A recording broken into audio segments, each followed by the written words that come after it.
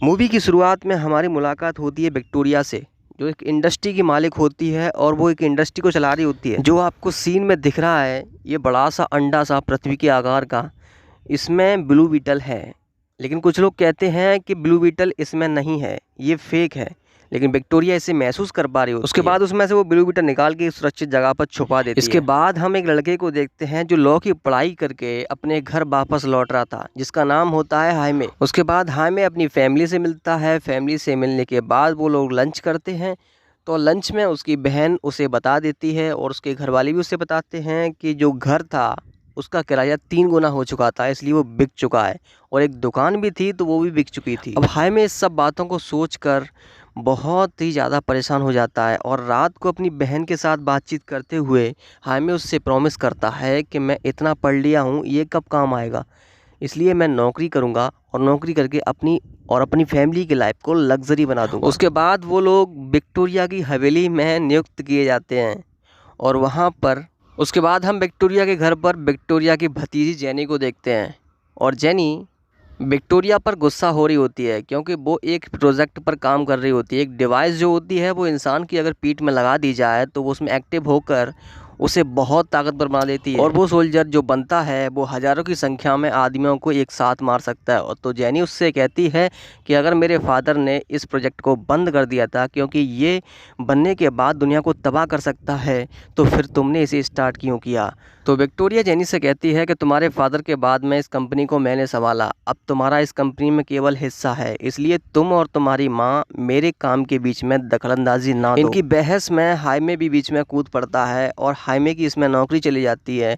और जब जेनी बाहर निकल के आती है तो जेनी हाइमे से कहती है कि कल तुम मेरे ऑफिस आ जाना, वहाँ पे मैं तुम्हें एक अच्छी सी जॉब दे दूँगी। उसके बाद हाइमे अगले दिन जेनी की ऑफिस जाता है और उसे जेनी वहाँ पर नहीं मिलती है। काउंटर पे एक लेडी बैठी होती है, वो हाइमे को वहाँ पर सामने बिठा देती है और वो कहती है जेनी जब आए तब उनसे मिल लेना। लेकिन जेनी हमारी क्या कर रही होती है, जेनी ब्लू बीटल को चुरा रही होती है। वो मोटू जो साइंटिस्ट होता है उसका कार्ड लेके उस लैब में घुस जाती है और उसमें से ब्लू बीटल को चुरा के वहाँ से भाग जाती है। वो कहता है कि पूरी कंपनी को बंद कर दिया, कोई यहाँ से बाहर नहीं निकलना चाहिए।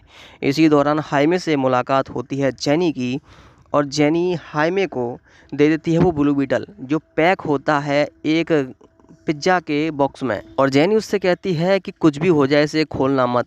तो हाइमे उसे लेकर वहाँ से चला जाता है क्योंकि जेनी उसे वहाँ से निकाल देती है। उसके बाद हाइमे इस बॉक्स को अपने घर वालों के सामने खोलता है तो उसमें से एक भ्रंग निकलता है। जब हाइमे के हाथ में ये आता है और जैसे ही ब्लू बीटल हाइमे के हाथ में आता है तो वो हाइमे को पसंद कर लेता है और उसी के हाथ में वो एक्टिव हो जाता है। एक्टिव होने के बाद वो हाइमे में जाके फिट हो जाता है और छप्पड़ फाड़ के हाइमे को उड़ा ले जाता है। और भाई उसके बाद टेस्टिंग चल रही होती है ब्लू बीटल की। उसके बाद वो सीधा हाइमे को स्पेस एक्स में ले जाता है। उसके बाद स्पीड टेस्ट किया जाता है। उसके बाद अचानक से हाइमे के सामने बस आ जाती है तो खुद के बचाव में खुद के हाथों को आगे करते हुए बस को बीच में से चीर देता है। और आखिर ये ब्लू बीटल का कमाल था। उसके बाद वो हाइमे परेशान हो जाता है क्योंकि वो तबाही मचा रहा था। वो सोच रहा था कि मैं लोगों की जान नहीं ले सकता, इसलिए वो ब्लू बीटल को निकालना चाहता था। और वो अगले दिन जेनी के पास जाता है तो जेनी उसे बताती है कि ये तो मुझे भी नहीं पता इसमें से कैसे निकल सकता है और आई एम सॉरी मैंने तुम्हें दिया, तुम्हारे हाथ में एक्टिव हो गया ये। क्योंकि ये ब्लू बीटल हर किसी के हाथ में एक्टिव नहीं होता, उसी के सामने एक्टिव होता है जिसे ये खुद चूज करता है। उसके बाद हाइमे के अंकल एक सिस्टम बनाया होता है जिससे सीसीटीवी सारे ऑफ हो जाते हैं। उसके बाद वो इस चाबी को चुरा रहे होते हैं जिससे ब्लू बीटल निकाला जा सकता है। लेकिन वो चाबी एक घड़ी होती है और वो घड़ी को चुरा के वहाँ से निकलने लगते हैं। इसी दौरान विक्टोरिया का जो बॉडीगार्ड होता है ना, वो एक ट्रांसफॉर्म होता है, मतलब एक रोबोट होता है। उसके अंदर भी बहुत ताकत होती है। वो हाइमे को आकर रोकने लगता है जब वो घड़ी को चुरा के भाग रहे होते हैं।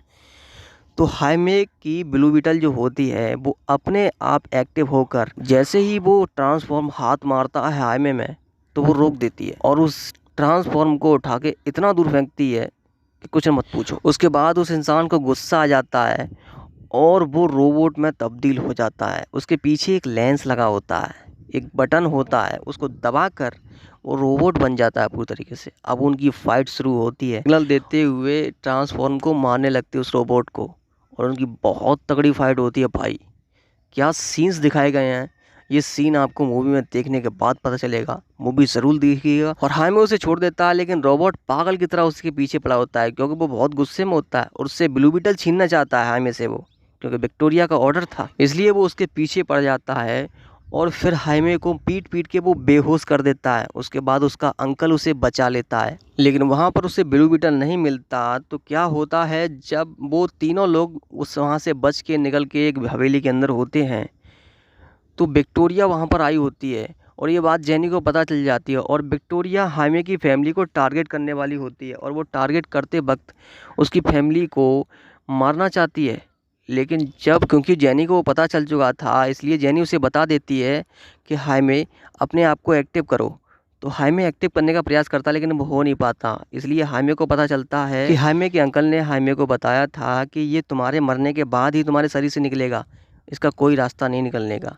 तो हाइमे सीधा बिल्डिंग से कूद जाता है और वो कूदता है जैसे वो एक्टिव हो जाता है और वो वहाँ पर पहुँच जाता है जहाँ पर उसकी फैमिली को टारगेट किया जा रहा था और वो अपनी फैमिली को वहाँ पर बचाता है। लेकिन उसके पिता को हार्ट अटैक आता है, उसी दौरान बचाते बचाते और उसके पिता की वहीं पर मृत्यु हो जाती है। उसके बाद वो हाइमे को ले जाकर लैब टेस्ट कर रही होती है, उसमें ब्लू बीटल होता है, उसकी सारी एनर्जी को उस ट्रांसफॉर्म में फिट कर रही होती है उस रोबोट में, अपने बॉडीगार्ड में। और उसने जितने भी सोल्जर्स बनाए होते हैं, बहुत ज़्यादा संख्या होती है उनकी, उन सब में उस ब्लू बीटल की एनर्जी को पहुंचा रही होती है और ब्लू बीटल की सारी एनर्जी को अपने सोल्जर्स में फिट कर रही होती है, जिससे वो दुनिया को तबाह कर सके। और वो ऐसा कर भी लेती है। लेकिन हाइमे की दादी तभी हाइमे को बचाने के लिए फैसला करती है और वो अपने पिता का, अपने बच्चे का शोक ना करते हुए वो उनसे कहती है फैमिली से कि हमें हाइमे को बचाना है। और हाइमे को बचाने के लिए वो सब लोग आते हैं। उसी दौरान हाइमे की फैमिली की और विक्टोरिया के सोल्जर्स से बहुत बड़ी फाइट होती है, उसके बॉडीगार्ड्स मारे जाते हैं। और जब तक हाइमे की सारी एनर्जी को उस ब्लू बीटल की पूरी जो शक्ति होती है उसको उस रोबोट में बॉडीगार्ड में फिट कर दिया जाता है और अपने सोल्जर्स में फिट ट्रांसफ़र हो चुकी थी तब तक। लैब टेस्ट का साइंटिस्ट विक्टोरिया से कहता है कि हाइमे मर जाएगा और जब हाइमे बेहोश होता है उसकी आत्मा निकल कर उसके पिता के पास जाती हैं, जो पिता उसके मर चुके थे। वो उसको मोटिवेशन ऐसा देते हैं कि हाइमे तुम्हें हारना नहीं है। फिर उसके बाद हाइमे फिर से ज़िंदा होता है। जब हाइमे की आत्मा द्वारा हाइमे में आकर लौटती हैं तब हाइमे को होश आता है। उसके बाद ब्लू बीटल को एक्टिव होता है और ब्लू बीटल एक्टिव होने के बाद हाइमे अपनी बेड़ियाँ खोल देता है और वहाँ से निकलने लगता है। उसके बाद वो साइंटिस्ट जो होता है वो हाइमे के पक्ष में आकर हाइमे को वहाँ से निकलने के लिए रास्ता दे देता है, क्योंकि वो साइंटिस्ट को पता था कि विक्टोरिया बहुत बुरी चीज़ है। पीछे विक्टोरिया का रोबोट लग जाता है, अब वो बहुत ताकतवर हो चुका था। उसके बाद वो साइंटिस्ट को मार देता है। उसके बाद वो हाइमे से फाइट करने के लिए हाइमे से वहाँ से लैब से बाहर निकलता है और लैब से बाहर निकलकर उनकी दोनों की ब्लू बीटल की और उस रोबोट की फ़ाइट होती है। अब बहुत तगड़ी फाइट होती है, क्योंकि अब रोबोट बहुत तगड़ी चीज़ हो चुकी थी ना, तो वो हाइमे पर भारी पड़ता हुआ दिखाई देता है। अब हाइमे अपनी शक्तियों को बाहर निकालना चाहता है, लेकिन ब्लू बीटल अभी रीस्टार्ट हो रहा था, तो हाइमे को वो सिग्नल देता है कि सिस्टम अभी रीस्टार्ट हो रहा है। और जैसे ही हाइमे पर वो रोबोट हमला करता है तो हाइमे की दादी आकर उसे बचा लेती हैं, बहुत बड़ी गन पकड़ के। भाई मिलिट्री ट्रेनिंग होती है उनकी शायद। अब ब्लू बीटल पर वो रोबोट भारी पड़ता हुआ दिखाई दे रहा था, क्योंकि वो 100 गुना ताकतवर हो चुका था। और वो रोबोट उससे कहता है कि तेरी फैमिली तेरी कमज़ोरी है, लेकिन हाइमे उससे कहता है कि मेरी फैमिली ही मेरी ताकत है। और जब रोबोट उसे मार रहा होता है, हाइमे जैसे ही ख़त्म होने वाला होता है तो उसका चाचा पीछे से उसे बचा लेता है और वो रोबोट एक विस्फोट कर देता है उसी बिल्डिंग में जहाँ पर हाइमे का अंकल खड़ा होता है, और वो अंकल उसी में घुस जाता है। इसी बीच हाइमे को बहुत ज़्यादा गुस्सा आता है। उसके बाद हाइमे अपनी पूरी ताकत से उस रोबोट को हरा। लेकिन हाइमे का अंकल भी कोई छोटी मोटी चीज़ नहीं थी, बहुत तगड़ी चीज़ थी। उसको नकारा निकम्मा तो कहते थे, लेकिन बहुत ज़्यादा ब्रिलियंट था। उसने जो अपनी चीज़ बनाई, उसको देखने के लिए वीडियो देखते रहिए, आगे पता चलेगा इस सब चीज़ का। अब जब विक्टोरिया जेनी को पकड़कर ले जा रही होती है तो जेनी एक च्युइंगम चबा रही होती है, जिसे उसके पिता ने बनाया था। उसको चबा के थूकने से वो बहुत बड़े आकार में पलट जाती है और जेनी वहाँ से विक्टोरिया से फाइट भी करती है। उसके बाद हम हाइमे को देखते हैं, हाइमे रोबोट से बुरी तरीके से पीट पीट कर मार रहा होता है। और हाइमे जब रोबोट को हरा देता है तो उसे वो ख़त्म करना चाहता है, लेकिन ब्लू बीटल उसे रोक देती है, क्योंकि वो कहती है कि हमारी एनर्जी में इस रोबोट में ट्रांसफ़र होते वक्त मैंने इसकी यादों को अनलॉक कर दिया है, अब इसे मारने का कोई फ़ायदा नहीं है। उस रोबोट ने खुद को देखा था और ख़ुद की पिछली लाइफ को देखा था, जहाँ पर विक्टोरिया ने उसका घर तबाह कर रखा था, उसकी माँ को मार दिया था। उसके बाद उसकी यादों को मिटाकर अपना सोल्जर बना दिया उसे। अब क्योंकि उस रोबोट को सारी चीज़ें पता चल चुकी थीं, इसलिए हाइमे उसे छोड़ देता है।